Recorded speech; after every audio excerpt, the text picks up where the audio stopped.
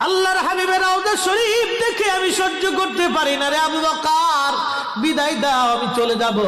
চলে গেলেন নবীর পাগল।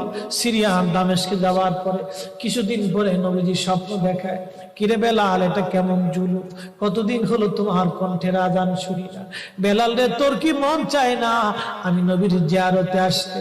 বেলাল আয়, আমি নবীর জিয়ারতে আয় রে বেলাল আয়, কতদিন হলো তোমার কণ্ঠের আজান শুনি না।